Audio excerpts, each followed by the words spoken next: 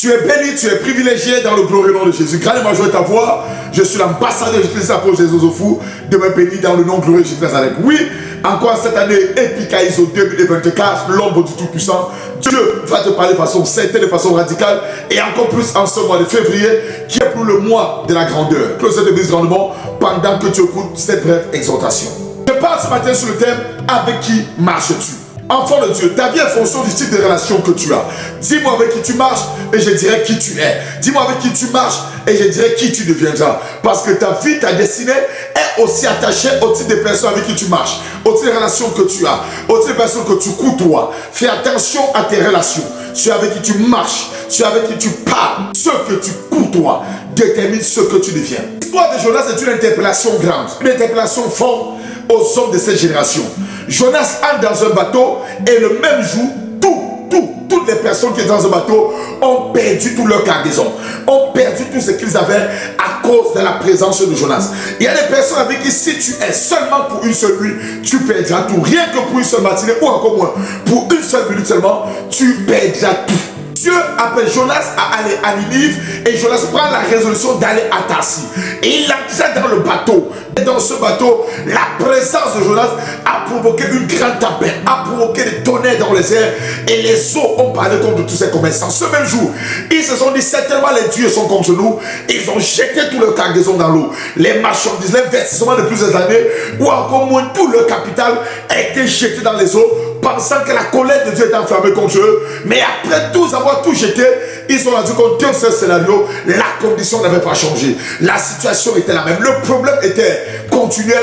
Et ils ont dit qu'est-ce qui ne marche pas? C'était la présence de Jonas. Enfant de Dieu, écoute-moi bien. Il y a des personnes avec qui, si tu es seulement pour une seule nuit, ta destinée peut radicalement être renversée dans le malheur. Apprends à te séparer des personnes qui sont hors de leur destinée. Des personnes qui sont loin du plan de Dieu pour leur vie.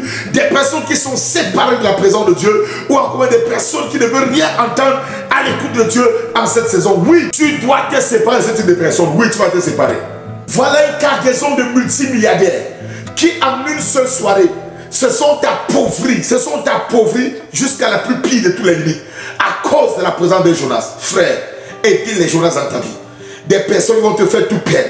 Tout perdre dans ton mariage, perdre dans ta famille, perdre dans ton ministère, perdre dans ta vie financière, perdre dans tes entreprises à cause des mauvaises résolutions qu'elles ont prises. Évite-moi les Jonas, évite-les, elles sont dangereuses. Je parlerai encore de la deuxième catégorie de personnes que j'ai appelées les Cham. Noé avait 3 fils, Sem, Cham et Japheth. Noé s'est enivré de vin, mais Cham a pris la résolution de parler de la nudité de son père. La question que je me pose: Cham, je t'ai appelé 3 fois. Qui sont donc les Cham? Ce sont des hommes et des femmes qui n'ont qu'une seule mission: celui d'observer tes défauts, celui de voir tes faiblesses et aller les exposer aux autres à l'extérieur. Fais attention à toute personne qui au lieu de se concentrer sur tes forces, s'appuie sur tes faiblesses. Cham, n'est-ce pas Noé qui t'a délivré lors du déluge? Cham, n'est-ce pas Noé qui a bâti de tous ses efforts une arche à l'Éternel afin de sauver ta vie? Cham. Mais comment? Rien qu'à cause du vin, rien qu'à cause d'une faiblesse, rien qu'à cause d'un problème attaché à sa vie, Cham, tu l'as souillé. Sam, tu as exposé sa nudité. Cham, pourquoi ça? Cham, j'ai pitié de toi.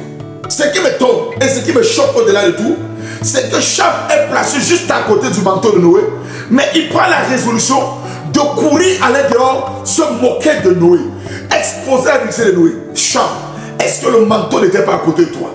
L'énergie que tu prends pour aller raconter la vie de Noé, pour aller saboter Noé, pour aller salir Noé, c'est la même énergie que tu vas utiliser pour prendre le manteau à côté de toi et aller le couvrir. Cham.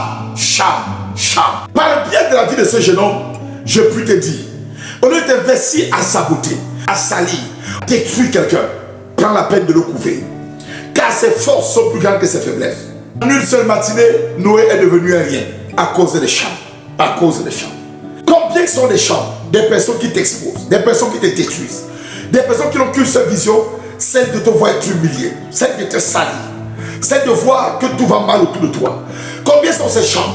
Des personnes qui s'investissent matin, midi, soir, de jour comme de nuit, à vouloir éteindre ton image, à vouloir salir ta réputation. Je prie pour toi, que tout Cham qui s'est tenu sur ta vie, que le ciel l'expose et le chasse loin de toi au nom de Jésus.